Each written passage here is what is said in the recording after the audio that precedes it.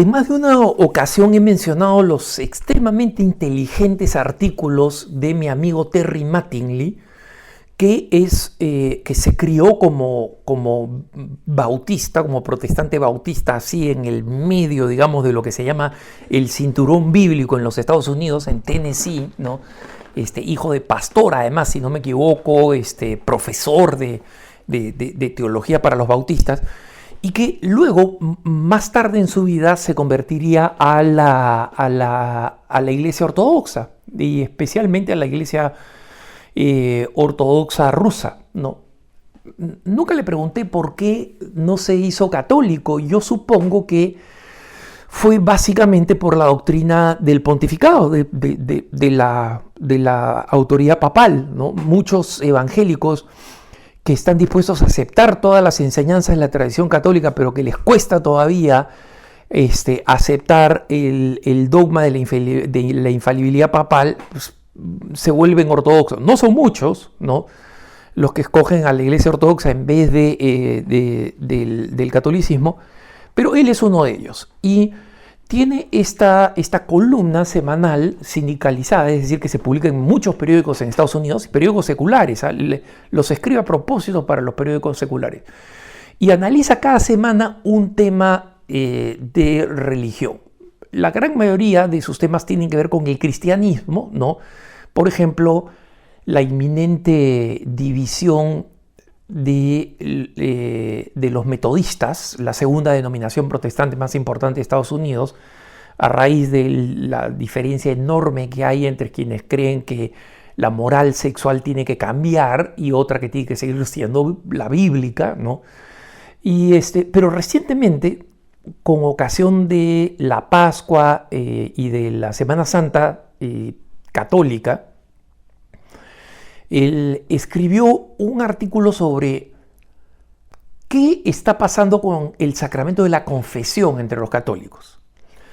Y él comienza argumentando, digamos, dando los números que todo el mundo sabe, ¿no? El número de ex católicos, es decir, de personas que han dejado de practicar la fe católica en Estados Unidos, es tan grande que si todos los ex católicos se sumaran en un grupo religioso, serían la segunda religión más numerosa de los Estados Unidos. La primera es la católica, ¿no?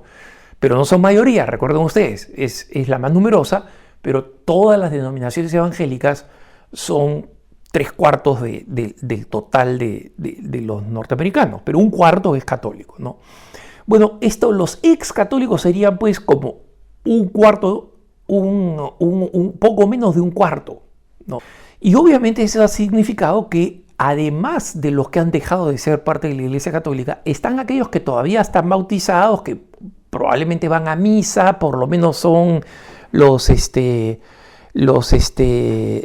católicos que los norteamericanos llaman Chister, ¿no? Porque van a Christmas y Easter, o sea, van a Navidad y a Pascua, ¿no? Y a los funerales, como muchos católicos del resto del mundo hispano, ¿no? Pero ¿por qué ha caído la creencia, por ejemplo, en la presencia real de la Eucaristía?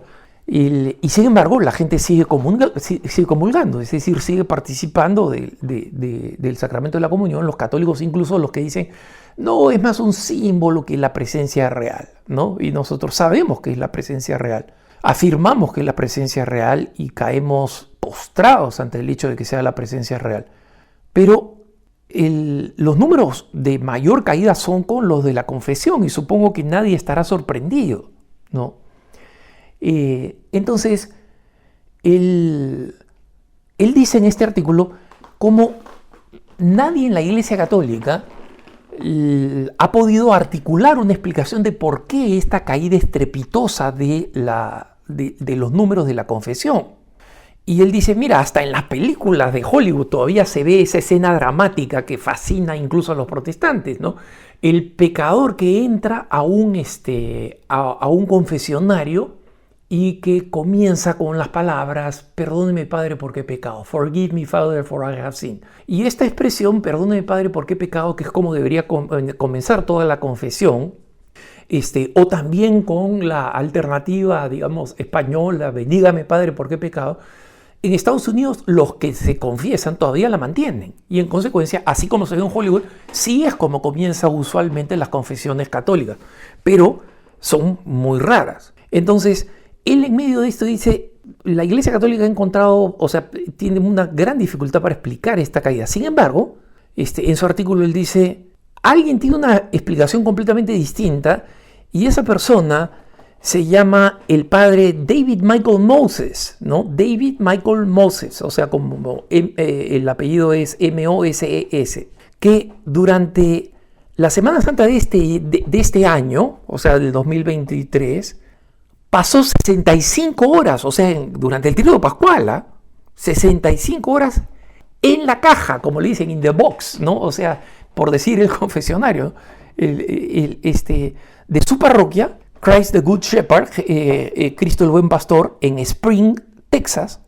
y también en la iglesia St. Joseph de San José, cerca del centro de Houston. En total, siguiendo, digamos, la antigua tradición de los sacerdotes, de ir contando cuántas confesiones, a cuántas personas confesaba, en total él escuchó 1167 confesiones. Y hablando con Terry Mattingly, con este amigo, ese sacerdote le dice, son 1167 confesiones. Acá, Terry, estamos hablando de un montón de pecados y de un montón de gracia. O sea, que la que estoy citando textualmente, lots of sin and lots of grace. Pero se trata justamente de ofrecerle a la gente la ayuda y la esperanza que solo Jesús puede dar. Porque Jesús es el único al final del día el que gana todas las batallas que las personas traen a la confesión. De eso se trata la confesión. Estas son hermosas palabras del Padre, pero de este sacerdote, pero no solamente hermosas, hermanos, sino teológicamente ciertas. Muchas veces los católicos no comprendemos que, o mejor dicho, olvidamos que el sacramento de la confesión no solamente tiene la potestad de borrarnos los pecados, según las palabras que el sacerdote repite como otro Cristo, ¿no? Y yo te absolvo tus pecados en el nombre del Padre y del Hijo y del Espíritu Santo. Amén. ¿No? Sino que el sacramento de la confesión también otorga la gracia para prevenir el pecado. Por eso muchos católicos dicen, oye, yo no quiero ir a confesarme porque siempre me confieso de lo mismo. Pero precisamente por eso tendrías que ir a confesarte, porque es obvio, como dice el padre Moses, que Jesucristo es al final el que gana las batallas y para eso necesitas la gracia. ¿Y dónde la encuentras? La encuentras en la Eucaristía. Pero si estás en pecado, ¿cómo puedes comulgar? Solamente si te has confesado. Y resulta que esa confesión no solamente te libró del pecado y te habilitó para poder recibir la comunión, sino que la confesión también te está dando las fuerzas que no tienes. Pero claro, es como una rehabilitación de una persona que perdió movimiento en las piernas. La gracia va penetrando en la naturaleza. Y claro, tenemos muchas ocasiones de conversiones extraordinarias que yo he visto. Personas que así de golpe dijeron, alcohólicos brutales que dijeron, Jesucristo me ha curado, y dejaron de consumir alcohol o dejaron de consumir drogas que son tremendamente adictivas desde el punto de vista neurológico, o sea, del sistema nervioso. Acá no estamos hablando simplemente de psicológico, ¿no? Estamos hablando de algo físico que el cuerpo necesita y que necesita una gradualidad para ir curando a personas de esta naturaleza. También existen esos milagros, pero la manera habitual de la gracia es ir trabajando y trabajando con nuestra libertad. Entonces es verdad lo que dice este sacerdote de 29 años, ¿no? Y entienden cómo aguantó pues en el tríodo pascual 65 horas en el confesionario. Claro, grandes sacerdotes ancianos como San Pío de Pietrelcina o San Juan María Vianney, el cura de Ars, ya de viejitos también aguantaban 18 horas al día en el confesionario, cosas por el estilo, ¿no? Es una gracia particular, una gracia que yo creo que Dios le ha dado a todo sacerdote que quiere evangelizar de esta manera tan tan particular como es ofrecer el sacramento de la confesión. Porque finalmente lo que el padre Moses termina diciendo es que el 4 de abril, por ejemplo, comenzó a escuchar confesiones a las 6 de la mañana, ¿no? Y luego no paró hasta la medianoche, desde las 6 de la mañana. Y simplemente estuvo ayudado por un voluntario de la parroquia que organizaba la línea, ¿no? Y que, ¿por qué organizaba la línea? Porque él comenzó a confesar a las 6 de la mañana en el centro de Houston, ¿no? Con toda la gente que estaba por entrar a las oficinas, y a las 8 de la noche habían 100 personas en la cola de confesión. O sea, había comenzado a las 6 de la mañana, ¿no? Y él dice, mira, solamente pudo terminar porque la gente seguía llegando, porque llegó otro sacerdote a las 10 de la noche. Y esas 2 últimas horas, de 10 a medianoche, todo el mundo tuvo la oportunidad para recibir el sacramento de la penitencia. Y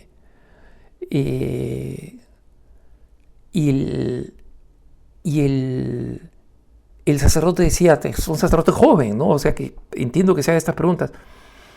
Y yo en todo momento estaba pensando, ¿le doy a cada persona el tiempo que está solicitando o hago lo mejor que puedo y trato de apurarme un poco, ¿no? Entonces el padre Moses le explicó a Terry Mattingly que, mira, lo que no puedes es dejar que alguien se vaya con la sensación de que simplemente lo has despachado, ¿no? O sea, lo has chao, ¿no? Simplemente seguí los movimientos, ¿no? Pero no le permití experimentar el perdón de Jesucristo, que no es mío, ¿no? Entonces, el padre Moses le dice a Terry, mira, es duro, es cansador, pero no creo que haya algo más transformador después de celebrar la Eucaristía que escuchar confesiones y absolver a los pecadores, ¿no? Esto es lo que significa ser un sacerdote. Se trata de la salvación y de las almas, ¿no? Y hermanos, hasta los 60, el 80% de los católicos norteamericanos iban a confesión por lo menos una vez al año. Pero una gran mayoría de ese 80% iban por lo menos una vez al mes. Entonces, básicamente, este comentario lo usa Terry Mattingly, que una vez más no es católico, es ortodoxo, pero lo usa para decir, no se ofrecen suficientes confesiones, porque muchas parroquias se ven, pues, horario de confesión de 8 a 8 y 10, ¿no? Estoy exagerando, pero todo el mundo sabe lo que estoy diciendo, es poquísimo, ¿no? Porque la gente ya no se confiesa, porque es lo que dicen muchos sacerdotes, que no viene nadie, ¿no? Pero la cuestión es una cuestión de demanda o es una cuestión de oferta. O sea, la gente ha dejado de irse a confesar porque ya no tiene con quién confesarse, porque no sabe dónde ir. Miren ustedes las iglesias en las distintas ciudades donde sí hay confesión. ¿Cuánta gente dice, mira, me estoy yendo a esta parroquia para confesarme? Porque sabe que ahí hay confesión. ¿Por qué no podría encontrar eso en su propia parroquia? Es decir, una mayor conciencia. Y esto me trae a la memoria, simplemente para cerrar la reflexión de Mattingly sobre la importancia de la confesión y de que nuestros sacerdotes se conviertan verdaderamente en proveedores para nosotros, los mendigos, los pobres pecadores, laicos y sacerdotes también, que necesitamos el sacramento de la confesión. Los sacerdotes, los obispos franceses estaban en una visita al Papa Pío XII. Acá estamos hablando de más o menos 1955, después de la Segunda Guerra Mundial. Europa, con el dinero norteamericano, se había recuperado muy rápido, la economía estaba creciendo, había un gran movimiento hacia la ciudad, ¿no? El mundo urbano y el mundo también secular, ¿no? Y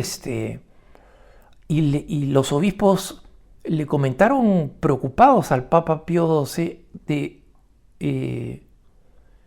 de cómo los católicos habían dejado de confesarse, ¿no?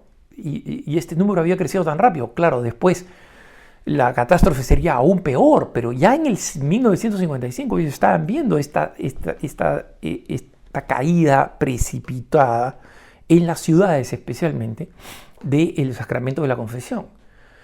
Y el Papa Pío XII les dijo, ¿y por qué creen ustedes que eso está pasando? ¿Por qué están dejando de ir a la confesión? Y el cardenal de París en ese momento le contestó, creemos que es porque la gente ha perdido el sentido del pecado. Y Pío XII guardó un momento de silencio y le dijo, Eminencia, ¿no será que la gente ha perdido un sentido del pecado porque no va a la confesión? Y dejó ahí la pregunta, pero miren la volteada de tortilla, hermanos. Y en la que yo creo firmemente, porque lo veo. Allí en las parroquias donde se ofrece el sacramento de la confesión, tan pronto la gente se pasa la voz, los sacerdotes estarán esperando una semana, 2 semanas, hasta que la gente sepa que existe el sacramento de la confesión. Los fieles no dejan de, no paran porque se ofrece el sacramento de la confesión. Y el bien enorme que eso le hace a la iglesia, a los cristianos y al mundo, porque lo libera del mal del pecado y de la acción del demonio, no tiene medida. Así que todos los que podemos, jamás desperdiciemos el don de la confesión. Y todos los sacerdotes que pueden hacer un poquito más para darnos ese don, Dios los inspire a hacerlo. Que tengas un buen día.